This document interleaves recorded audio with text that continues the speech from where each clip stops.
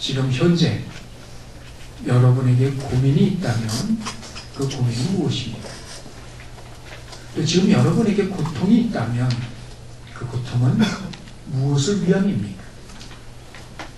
인생을 사는 동안 여러 가지 많은 일을 만나겠지만 그 많은 일들 속에서의 고민, 그리고 그 고통, 때로는 괴로움, 눈물, 때로는 수고와 애씀, 그 모든 것들이 누구를, 그리고 무엇을 위함입니까? 누군가의 불행이 과연 누군가에게는 행복이 될 수 있을까요? 우리 주변에 보면 더러 그런 경우가 있는 것을 보게 됩니다. 대표적인 예가 장례업에 종사하는 그런 분들입니다. 누군가가 상을 당해야 비로소 일을 할 수 있는 분들, 다른 이가 죽기를 기다리는 것은 아니겠지만 누군가의 죽음으로 인해서 조금이라도 반대급부를 누릴 수 있는 그런 분들 말입니다. 어디 이분들 뿐이겠습니까? 이런 입장에서만 본다면 사실 의사도, 그리고 변호사도, 그리고 상담가도, 혹은 레카 기사도 마찬가지입니다. 그러나 이런 유형이 아닌 정말 말 그대로 누군가에게는 처절하리만큼 비극적인 그런 불행이 누군가에게는 오히려 행복이 될 수 있다는 겁니다. 이건 누군가의 불행을 이용한 행복이 아니라 어떤 한 사건이 일어났을 때 그 일을 대하는 사람들에 따라 누군가에게는 불행이지만 누군가에게는 행복이 될 수 있음을 말하는 것입니다.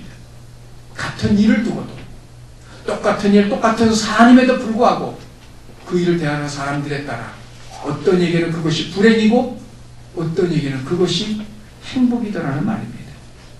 문제는 우리들 역시 이 각각의 주인공이 될 수 있다는 겁니다. 어느 때는 불행할 수도 있고요. 어느 때는 행복할 수도 있고요.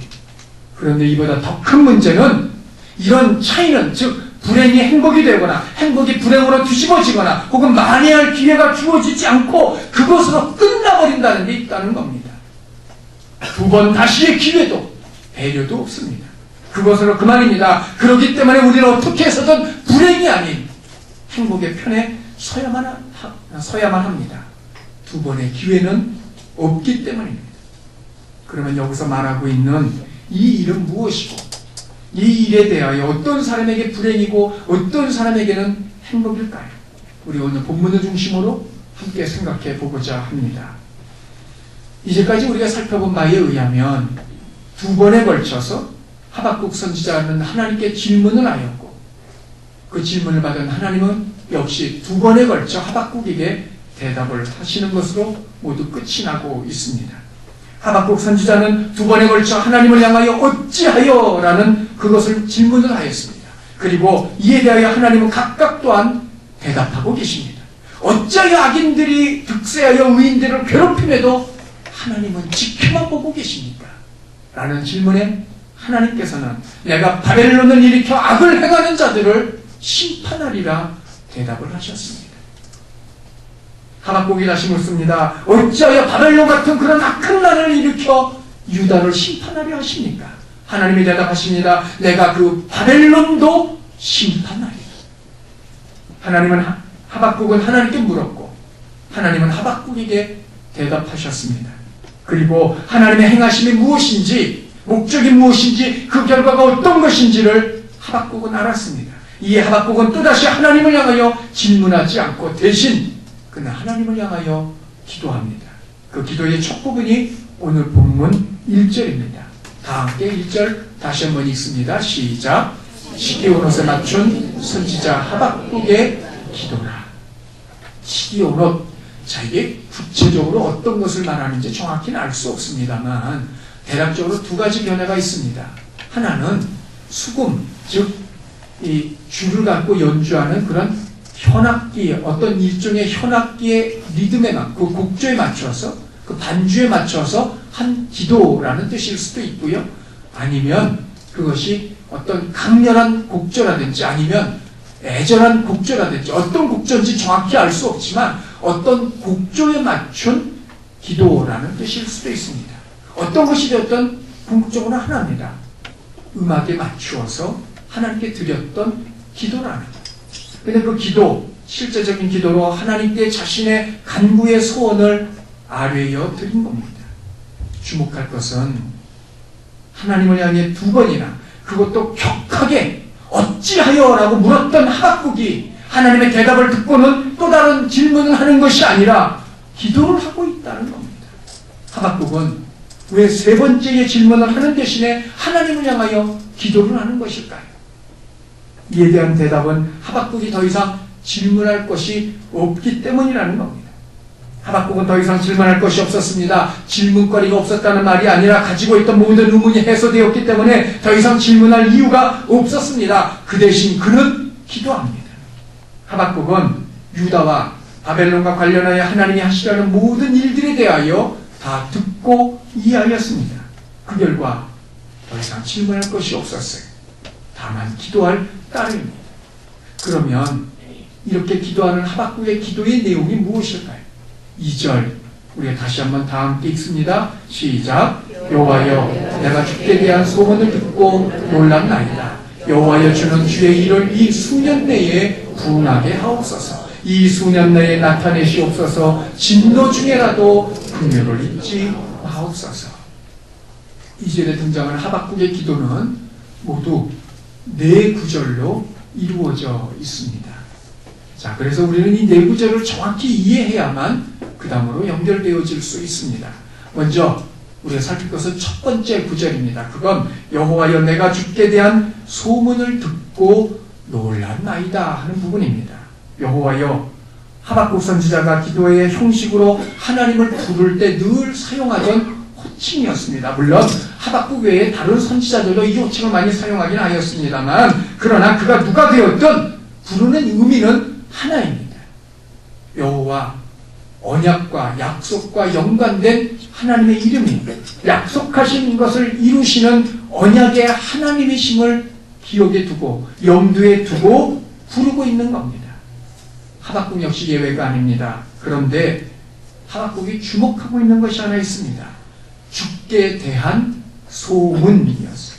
소문, 원문의 의미를 보면 이게 소문이 될 수도 있고 명성이 될 수도 있어요. 그래서 어떤 번역본에는 소문으로, 우리 개역개정이 그렇죠. 또 반면에 어떤 성경에는 명성으로 번역한 것을 보게 됩니다. 자, 그러면 이 소문이란 무엇인가? 소문, 어떤 일에 대한 이야기, 그게 소문 아닙니까? 그러니까 어떤 일에 대한 이야기를 하박국이 듣고 놀랬다는 겁니다. 반면에 명성이라면 명성은 무엇입니까? 세상에 알려진 이름인데 단지 이것은 이름 자체를 말하는 것이 아니라 그 이름을 가진 이가 행한 일, 그 일 때문에 그 이름이 높아졌고 알려졌고 그래서 그 명성을 듣게 되었다는 그 말입니다. 결국 소문이든 명성이든 공통점은 어떤 일과 연관이 되어지고 있습니다. 자, 어떤 일인지 오늘 본문에 구체적으로 나와 있지는 않습니다만 우리 2가지로 생각해 볼 수 있습니다. 첫째는 하나님이 하셨던 과거의 일들입니다. 예를 들면 하나님께서 이스라엘 백성을 애굽에서 이끌어내신 것이라든지, 홍해를 가르사 그 가운데로 지나가게 하신 거라든지, 아니면 시내산에서 이스라엘 백성에게 율법을 주신 것이라든지, 아니면 광해 시절을 지내는 가운데 하나님이 행하셨던 그 모든 일들을 말하는 것일 수도 있습니다. 왜냐하면 이렇게 생각하는 이유는 듣고라는 단어가 완료형으로 기록이 되어졌기 때문입니다. 이미 들어서 알고 있는 일들이라는 거예요. 익숙한 이야기, 오래된 이야기, 바로 그걸 말하고 있습니다. 반면에 하나가 과거의 일이라면 또 하나는 미래의 일입니다. 본문에 의하면 바벨론을 일으켜 유다를 심판하시려는 것과 또한 그런 바벨론을 심판하시겠다는 바로 하나님께서 말씀하셨던 그 일을 말씀하고 있는 겁니다. 이미 하나님은 이에 대해서 하박국에게 1장, 2장에서 말씀을 하고 계십니다. 그리고 하박국은 그 하나님이 하시는 모든 말씀들을 들었고 그 결과 오늘 본문 3장의 이 3장의 시점에서 보면 그건 과거에 들은 이야기라는 거예요. 비록 그것이 뭐 1시간 전에 혹은 2시간 전에 들은 이야기라 할지라도 이미 과거에 들었던 이야기예요. 그래서 과거형을 사용하고 있고, 자, 그렇게 생각할 수도 있습니다.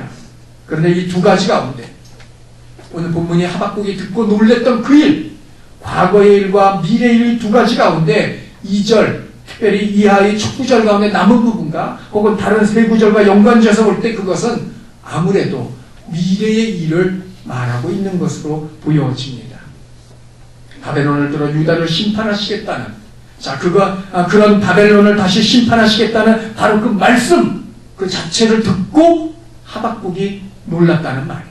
왜냐하면 첫 구절 마지막에 듣고 놀랐나이다 라고 말하고 있기 때문에 그래요. 놀랐다, 두려워하다, 경외한다는 이야기입니다. 만일 하박국이 이미 들은 일, 즉 과거에 행하신 일, 앞서 말씀드린 것처럼 하나님께서 이스라엘 백성을 애굽에서 이끌어내시고 홍해를 가르치고 그 가운데 지나게 하시고 시내에서 율법을 주시고 광야에서 여러 가지 많은 일들을 행하셨던 그 일들을 말하는 거라면 하박국은 이미 그 일들에 대해서 예전에 이미 익히 들어서 알고 있는 이야기, 새삼스러울 것이 없는 이야기라는 말입니다.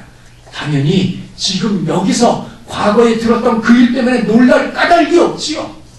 그럼에도 불구하고 하박국은 지금 하나님의 일을 듣고 놀라고 있어요. 새삼 놀라고 있다는 겁니다. 그건 무엇을 의미하겠습니까? 하나님께서 미래에 하시려는 일을 듣고 놀랐다는 이야기입니다. 바벨론을 들어서 유다를 심판하시고 다시 바벨론을 심판하시겠다는 그 일을 하박국이 들었고 들은 그 말씀 때문에 하박국이 놀라고 있다는 거예요.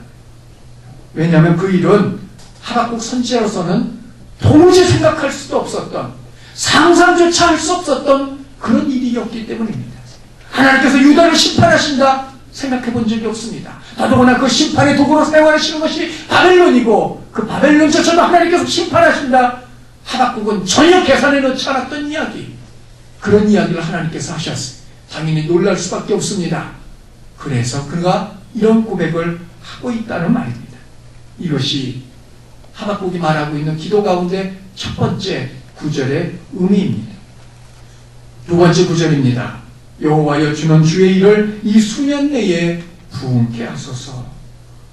교회 생활을 오래 하신 분들은 이미 귀에 익숙한 그런 구절이라고 생각을 합니다. 주로 교회 1년 표로 많이 사용하는 구절이기 때문입니다. 여호와는 주의 일을 이 수년 내에 부응케 하소서. 자, 여기서 이 구절을 표로 삼은 교회들이 기대하고 있는 것은 무엇입니까? 몇 년 안에, 언제인지는 알 수 없지만 할 수 있는 한 최대한 빠른 시일 내에 교회가 부흥하는 거예요. 그러면 이 여기서 말하는 이 부흥은 어떤 것일까요? 교회들이 기대하는 부흥, 먼저 첫째는 당연히 수적인 부흥이었을 겁니다. 두 번째는 그에 따라 수가 늘어난 만큼 교회의 모든 부분이 안정되고 자리를 잡는 것, 바로 그걸 기대하고 있었을 겁니다.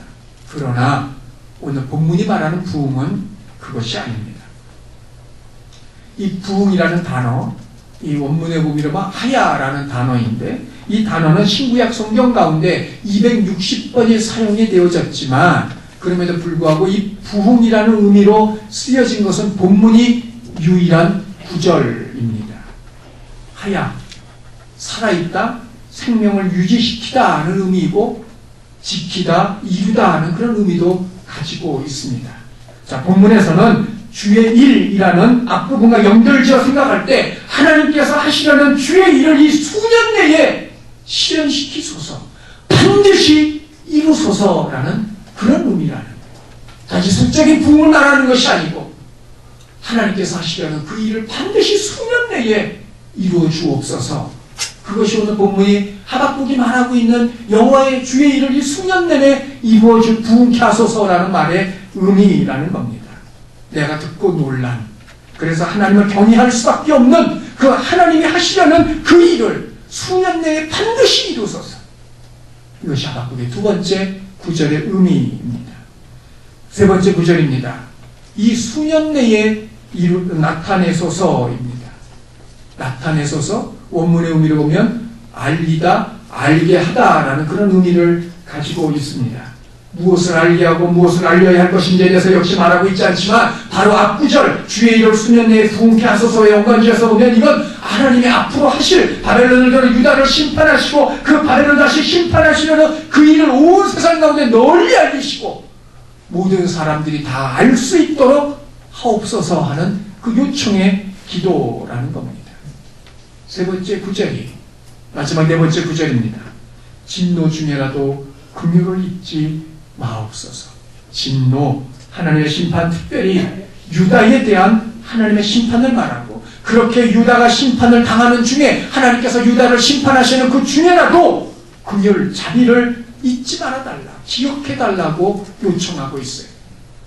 잊지 말아달라, 기억해달라, 미완료입니다. 멈추지 마시고 지속적으로 계속해서 예전에 자비를 베푸신 것처럼 지금도 앞으로도 그렇게 베풀어 달라고 기도하고 있는 겁니다. 사실 아담과 하와 이후에 누가 되었던 사람은 하나님의 자비 때문에 사는 존재입니다.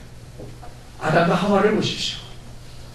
모든 것을 하나님께서 다 허락하셨지만 오직 한 가지 금하신 것이 있는데 그것이 선악과였고, 그럼에도 불구하고 아담과 하와는 이 선악과를 따먹음으로 하나님의 진노를 받아 에덴 동산에서 쫓겨날 때 하나님은 그들을 그냥 내보내신 것이 아니라 가죽옷을 지어 입혀서 내보내신 것을 성경은 말하고 있습니다. 이 가죽옷이 무엇이냐에 대해서 또한 해석이 분분하긴 합니다만 핵심은 하나입니다. 하나님은 아담과 하와를 향한 그 진노 중에라도 일만의 자비를 베풀고 계신다는 거예요.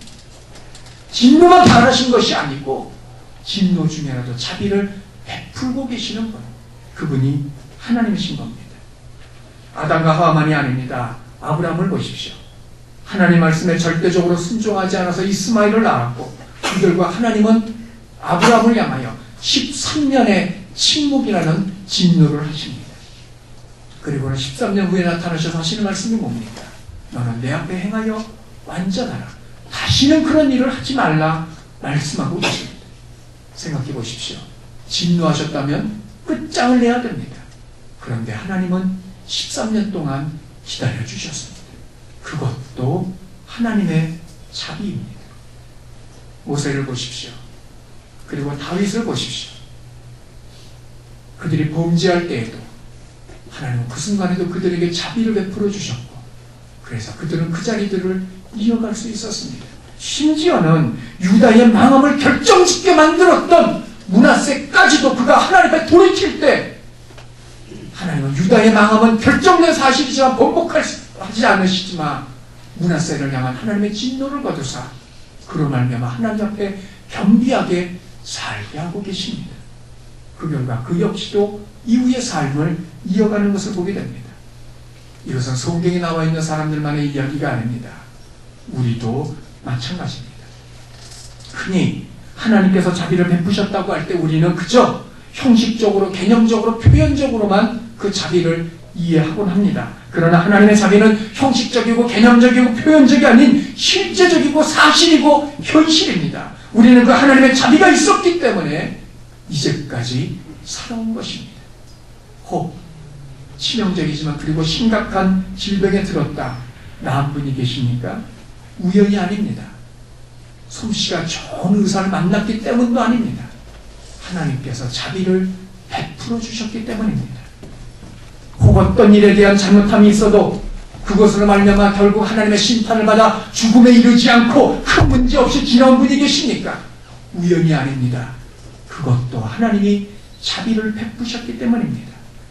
저 역시 지금 생각해도 아찔했던 그런 기억들이 제 삶 가운데 몇 가지 있습니다. 만일 그때 하나님께서 저를 끝장내려 하셨더라면 오늘의 저는 아마 있지 않았을 겁니다. 그러나 그 순간에도 저를 향하여 하나님은 자비를 베푸셨고, 그래서 오늘 제가 이 자리에 있는 겁니다. 여러분도 마찬가지 아닙니까? 여러분이 행하신 그 모든 일들 하나님 앞에 100% 다 칭찬 들을 일들입니까? 인정받을 일들입니까? 그리고 상급을 받을 일들입니까? 아니면 그 반대가 더 많습니까? 만일 하나님께서 그 한 가지 한 가지마다 그대로 다 행한 대로 갚으셨다면 우리 가운데 누가 살아남을 수 있을까요? 하나님의 자비가 있었기 때문에 여기까지 이른 것 아닙니까? 하박국은 바로 이런 하나님의 자비를 잊지 말아달라고 기도하고 있습니다.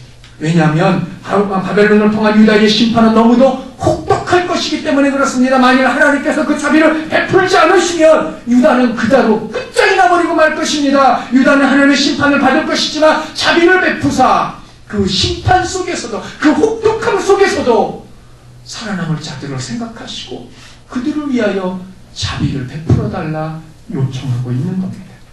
이것이 하박국이 기도하고 있는 기도의 마지막 구절입니다. 그런데 우리가 여기서 깊이 한 가지 생각할 것이 있습니다. 여러분 2절의 하박국의 기도를 다시 한번 생각해 보십시오. 하박국은 하나님의 일, 유다와 바벨론에 대한 심판이 수년 내에 반드시 이루어지게 해달라고 기도하고 있어요. 어디하고 어디요? 유다와 바벨론 말입니다. 또한 그 일이 세상에 널리 알려지게 해달라고 기도하고 있는 것을 보게 됩니다. 주목할 부분이 바로 이것입니다. 하박국은 유대인입니다. 그리고 유다의 선지자입니다. 조금 전까지만 해도 어찌하여라고 하나님께 기도했던 이가 하박국입니다. 그런데 그런 하박국이 지금 무엇라고 기도하고 있습니까? 하나님, 유다에 대한 심판을 속히 수년 내에 반드시 이루어 주옵소서. 여러분, 이게 이해가 되십니까? 다른 사람도 아니에요. 다른 민족의 사람도 아닙니다. 그렇게 유다를 생각했던 하박국, 그 유다를 향하여 어떤 의미에서는 하나님 앞에 자기 목숨을 내걸고 그렇게 어찌하여라고 격렬하게 부르짖었던 그 하박국이 지금은 하나님 유다를 향한 심판을 반드시 이루어 주옵소서라고 기도하고 있다는 겁니다. 유다의 심판, 바벨론만이 아닙니다. 거기에는 바벨론의 심판은 유다의 심판을 전제 조건으로 하고 있습니다. 반드시 이 일이 이루어지게 해달라고 기도하는 하박국의 그 기도, 그리고 그의 마음, 그건 과연 무엇일까요? 하박국은 바벨론이 보낸 축자이고 유다 민족의 반역자이기 때문에 그렇게 기도하는 것일까요? 그것이 아니라면 유다의 지독한 죄악이 하박국의 마음을 유다에게서 떠나게 했기 때문일까요? 그도 아니라면 어차피 심판받을 것 포기하는 심정으로 빨리 임하게 하옵소서, 그런 의도로 이 기도를 하고 있느냐 말입니다. 같은 유다 민족으로, 같은 유대인으로, 유다의 선지자로 유다의 심판을 위하여 하나님께 속히 이루어달라고 기도하고 있는 하박국의 기도, 도대체 하박국은 무슨 심정으로, 어떤 마음으로 하나님을 향하여 이 기도를 드리고 있는 것일까요? 그 대답이 오늘 본문 3절 이하에 나와 있습니다. 3절부터 7절까지 보면 사실 엄밀히 말할 때 그것은 하박국의 기도라기보다는 하박국의 독백 혹은 하박국 개인의 묵상이라고 함이 더 나을 것입니다. 하박국이 3절에서 7절부터 말하고자 하는 내용이 무엇입니까? 크게 두 부분으로 나누어집니다. 하나는 3절부터 4절이고 두 번째는 5절부터 7절까지입니다. 그런데 이 두 가지 다 하나님의 임재, 하나님의 나타나실 것에 대해서, 하나님의 오심에 대해서 하박국이 말하고 있고, 그러나 그 반응은 각각 제각기인 것을 하박국이 말하고 있어요. 먼저 3절, 4절을 보십시오. 3절에 보면 하나님이 대만과 바란에서 오신다 말하고 있습니다. 대만과 바란, 자, 이것은 유다 나라의 남쪽 아래쪽에 있는 그런 나라들입니다. 그리고 조금 더 나아가서 대만과 바란은 시내산 쪽을 말하고 있는 겁니다. 다시 말하면 대만과 바란에서 하나님께서 오시도다, 그 이야기는 하나님께서 시내산의 방향에서 오신다는 이야기입니다. 시내산이 무엇입니까? 하나님께서 이스라엘을 애굽에서 인도해내시고 언약을 맺으신 곳입니다. 그런 곳에서부터 오신다는 것은 옛날에 하나님께서 이스라엘을 남쪽에서부터 인도해 오셔서 시내산으로부터 인도해 들이셔서 가나안 땅으로 들이신 것처럼 이제 나타날 하나님의 오심, 하나님의 임재, 하나님의 심판도 바벨론을 비롯한 열국의 심판과 동시에 심판을 받는 유다이지만 그럼에도 불구하고 그 유다 백성들 가운데 여전히 하나님의 백성들이 있을 것이고, 그 백성들을 또다시 제 두 번째 출애굽의 구원으로 인도해달라는 그런 의미라는 거예요. 하나님은 오시겠지만, 하나님은 나타나시겠지만 남아있을 하나님의 백성들을 구원하소서 의미로 그는 하나님께서 바란에서 대만에서 오신다 말하고 있습니다. 그래서 그렇게 나타나시는 하나님을 향하여 세상을 어찌 맞이하고 있습니까? 3절에 보면 영광과 찬양이라고 말하고 있습니다. 이렇게 하나님의 은혜를 입었던 사람들, 심판 중이지만 그럼에도 불구하고 하나님의 은혜를 받아서 하나님의 영광 가운데 들어갈 사람들, 그들이 그렇게 오시는 하나님을 향하여 영광과 찬송으로 하나님을 맞이하고 있더라는 말입니다. 그리고 그에 대한 구체적인 모습이 4절입니다. 4절을 보십시오. 그의 광명이 햇빛 같고 광선이 그의 손에서 나오나 그 손에 권능이 숨겨져 있다는 거예요. 광명, 밝음을 말하는 겁니다. 근데 이 밝음이 어느 정도이냐면 햇볕 같다는 거예요. 여러분, 사람이 해를 자기 눈으로 바라볼 수 없습니다. 그런데 하나님의 밝음이 그보다 그만큼 하다는 거예요. 그 말은 하나님을 사람이 도저히 볼 수 없을 만큼의 영광의 분이신 것을 말씀하고 있어요. 나아가 광선 하나님의 빛이 그의 손에서 나오니 그의 권능이 속에 있도다. 그 말은 곧 이것은 일종의 비유입니다. 그 당시 바벨론 사람들이 가지고 있는 신관, 그들의 벼락신이라는 것이 있는데 그 벼락신은 손에 벼락을 들고 있어요. 그 모습을 상징적으로 말하고 있는 겁니다. 하나님께서 그와 같은 모습으로 나타나신다는 거예요. 자, 이 모습을 바울은 디모데전서 6장 16절에 말하고 있습니다. 오직 그에게만 죽지 아니함이 가까이 하지 못할 빛에 거하시고, 그래서 어떤 사람도 그 하나님을 보지 못하고 또 볼 수도 없는 분이라 말하고 있습니다. 너무도 강렬하기 때문에 이 하나님을 맞이하는 이들, 이런 하나님으로부터 은혜를 받는 이들, 당연히 영광과 찬송으로 그 하나님을 맞이할 수밖에 없습니다. 그러나 하나님이 오실 때 그런 사람만 있는 것이 아닙니다. 또 다른 종류의 사람들이 있습니다. 이 하나님 임재의 두 번째 부분입니다. 5절부터 7절입니다. 먼저 5절에 보십시오. 역병, 심각하고 치명적인 전염병을 말합니다. 근데 역병이 앞에서 걸어가고 있고 불덩이 모든 것을 싸그리 태워버리는 하나님의 심판 죽음을 말합니다. 그 불덩이가 그 뒤를 따라 걷고 있다는 이야기입니다. 다시 말하면 하나님께서 오시면 그야말로 곡소리가 난다는 겁니다. 모두 다 죽음에 이르게 될 것이라는 겁니다. 그래서 6절을 보십시오. 땅과 산, 유대인에게 있어서 땅과 산은 움직이지 않는, 변함이 없는 그런 것을 상징적으로 말하고 있습니다. 그런데 그 땅이 진동한다는 거예요. 원문의 의미로 보면 죄가 청량하다는 의미를 가지고 있습니다. 하나님께서 심판하시기 위하여 인간들의 행위를 재보고 계신다는 거예요. 그 결과 땅이 요동하고 있다는 겁니다. 뿐만 아닙니다. 그가 보신즉 그냥 일반적으로 보는 것이 아닙니다. 원문적인 의미로 보면 노려보신다는 거예요. 그 결과 모든 민족들이 전율하고 있다. 깜짝 놀라서 벌쩍 뛰어오르고 있다는 말입니다.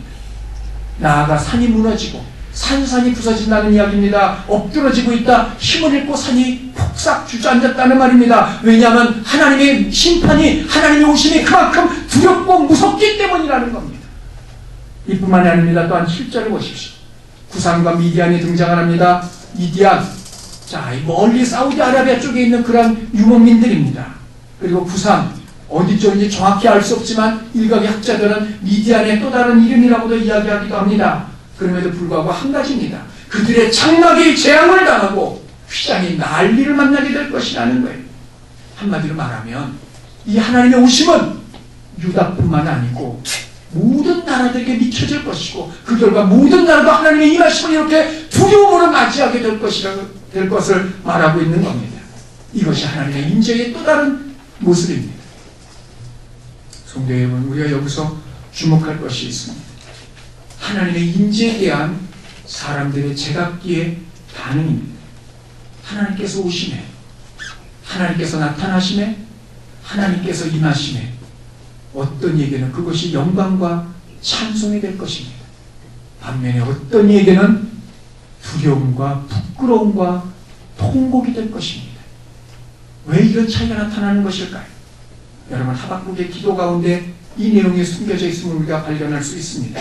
하박국은 바벨론은 물러리려니와 유다의 심판까지도 기대하며 속히 그 일들이 이루어지게 해달라고 기도하고 있어요. 그 이유는 하나입니다. 하박국은 이미 1장에서 어찌하여 악인들이 의인들을 둘러싸고 있음에도 하나님이 침묵하고 계십니까? 라고 기도하였고, 그에 따라 하나님으로부터 내가 그들을 심판할 거라는 하나님의 약속의 말씀을 받았습니다. 하나님께서는 의인들을 괴롭히고 있는 악인들을 심판하시기 위하여 바벨론을 일으키실 것이라 말씀하셨어요. 그럼 여기서 생각을 해보십시다. 그러면 결국 유다의 의인들을 괴롭히는 악인들을 심판한다는 것은 무엇을 의미하겠습니까? 악인들에 의해서 괴롭힘 받고 있는 의인들을 해방시켜주고 자유케 하기 위함이라는 겁니다. 하나님께서 심판하시는 것, 물론 의인들까지 포함된 함께의 심판이지만, 그러나 나아가서 그것은 의인들 때문에 심판하시는 것이 아니라 악인들을 위한 심판이라는 거예요. 결국 하나님의 심판, 그것은 악인들의 손에 의해서 고통을 받고 있는 의인들을 자유롭게 풀어주기 위한 하나님의 방법이었던 겁니다. 유다의 심판은 의인들을 살리시려는 하나님의 방법이었어요. 하나님 이걸 말씀하셨고 하박국은 그런 하나님의 계획을 듣고 이해하고 그 결과 그는 기도합니다. 여호와여, 주의 일을 이 수년 내에 속히 이루어 주소서. 하나님의 인자가 나타남으로 말미암아 악인들의 손에 의해서 고통받고 있는 의인들이 자유와 해방을 누리게 하옵소서. 속히 이루어지게 하옵소서. 하박국은 그런 기도를 드리고 있습니다. 여기서 우리가 깊이 생각할 것 하나 있습니다. 성도 여러분, 하나님의 나타나심은 우리에게 영광입니까? 찬송입니까? 아니면 두려움과 부끄러움과 통곡입니까? 오래된 복음성가 가운데 한 소절입니다. 주님 내게 오시면 나 어찌 대할까? 주님 내게 오시면 내가 어떻게 주님을 맞이할까? 성도 여러분, 하나님이 임하시면, 하나님께서 임재하시면, 하나님께서 나타나시면, 하나님께서 내게 오시면 그때 우리의 모습은 무엇입니까? 영광과 찬송으로 어서 오시옵소서라고 하나님을 환영하는 것입니까? 아니면 두려움과 공포와 부끄러움 속에 전율하며 떨며 울 것입니까? 이 세상의 삶이 너무도 고통스럽기 때문에 주님이 오시는 것이 오히려 내게는 더 나은 일이게 주여 오시옵소서라고 얘기하는 분들이 간혹 있을 수 있겠습니다만, 여러분, 그러나 그것은 오산이고 착각입니다. 왜냐하면 그런 사람도 하나님의 심판 가운데 처할 수 있기 때문에 그렇습니다. 단지 그가 겪고 있는 어려움 때문에, 고통 때문에 하나님께서 오시는 것만은 아닙니다. 그러면 어떤 이들이 하나님이 오실 때 두려움과 떨림이 아닌, 통곡이 아닌 하나님의 영광과 하나님의 찬송으로 그 하나님의 오심을 맞이할 수 있을까요? 오늘 본문 전체를 보면 하나님이 오실 때 영광과 찬송으로 맞이할 사람이 누구인지를 말하고 있습니다. 그들은 악인들의 손에 의해서 고통과 괴로움을 받고 있던 이들입니다. 하나님의 오심으로 말미암아 자신들의 자유와 해방을 누릴 수 있기 때문입니다. 그러나 그 하나님, 온 천지를 가르고 세상을 부수고 산들을 가로내시는 그런 하나님이라 할지라도 그 하나님이 오시는 것은 의인들에게 있어서는 영광과 찬송일 뿐입니다. 왜냐하면 하나님은 바로 그런 사람들을 위해서 오시기 때문입니다. 그러나 이것은 하박국만의 이야기가 아닙니다. 예수님도 동일한 말씀을 하고 계십니다. 마태복음 5장 10절을 보십시오. 의를 위하여 박해를 받는 자는 복이 있나니 천국이 그들의 것입니다. 박해, 온갖 종류의 고통이며 수모입니다. 그러나 모든 박해가 다 여기에 해당되는 것은 아닙니다. 그 앞에 보시죠. 전제 조건이 있습니다. 의를 위하여 박해를 받는 자들, 오직 하나님으로부터 복이 있다, 천국이 너희 것이라 말씀을 듣는 자들, 한 종류의 사람들입니다. 의를 위하여 박해를 받은 사람들이, 의를 위하여, 하나님을 위하여, 하나님의 나라를 위하여, 하나님의 일들을 위하여, 교회를 위하여, 성도를 위하여 박해를 받은 사람들, 바로 그들을 말합니다. 내 허물과 잘못으로 인한 박해가 아닌 하나님을 위한 박해 말입니다. 성도 여러분, 혹시 하나님을 위하여, 하나님 때문에 눈물을 흘려보신 적 있으십니까? 내 일 때문에가 아니라 하나님을 생각하면서 말입니다. 그 하나님의 아픔을 생각하면서 눈물을 흘려보신 적 있습니까? 혹은 내 욕심과 계산이 아닌 하나님의 일을 하다 오해와 비난을 당해보신 적이 있습니까? 교회를 위하여 어려움을 겪어보셨던 적이 있습니까? 성도들 때문에 아프고 자지 못하고 수고해보신 적이 있습니까? 바로 이것을 말하는 겁니다. 내 이름을 내기 위해서가 아닙니다. 사람들의 인정과 칭찬, 그로 인한 내 영향력의 확대를 위해서가 아니라 순수하게 교회와 하나님과 성도를 위한 그런 박해 말입니다. 성도 여러분, 피하게 하지 마십시오. 기회와 길은 항상 열려있는 것이 아닙니다. 달란트의 비율을 기억하십시오. 한 달란트 받은 사람 하나님께 분명 받았지만 그걸 땅속에 파묻어 두었고 그 결과 주님이 오시는 날 계산할 것이고 계산할 때 주께서 뭐라고 말씀하십니까? 내가 있는 것까지 빼앗길 것이고 이 무익한 종을 바깥 어두운 데 내어 쫓아 슬피 울며 이를 갈미 있으리라 말씀을 하셨습니다. 오늘 우리의 아픔은 누구를 위한 겁니까? 오늘 우리의 고민과 우리의 눈물은 무엇 때문입니까?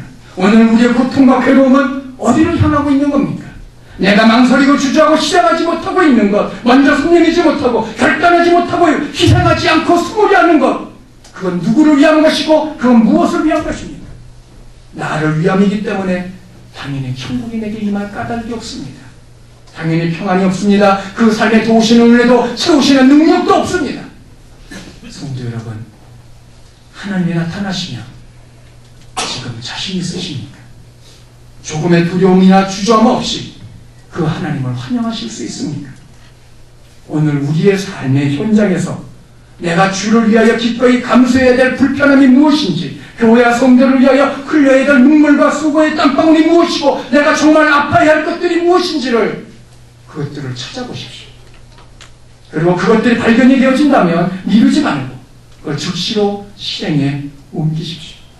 주님의 임하심, 주의 나타나심은 주께서 내게 오시는 것만을 의미하지 않습니다. 내가 주께 가는 것도 포함이 되어져 있습니다. 누가 그걸 장담할 수 있을까요? 내가 가기 전에 주께서 내게 오실 것이라 누가 확신할 수 있겠느냐 말입니다. 성도 여러분, 무엇이든 언제든 힘써 행하십시오. 지금 사정이 그렇지 못하다면 감당할 수 있는 힘을 달라고 기도하십시오. 상황과 환경이 바뀌어지고 그래서 나로 하여금 그 일들을 감당할 수 있게 해달라고 기도하십시오. 주께서 오시든 내가 주께 가든 우리는 영광과 찬송을 드릴 수 있을 것입니다. 바라는 것은 여러분이 사시는 동안 하나님 안에서 이런 일들이 여러분 가운데 있길 원합니다.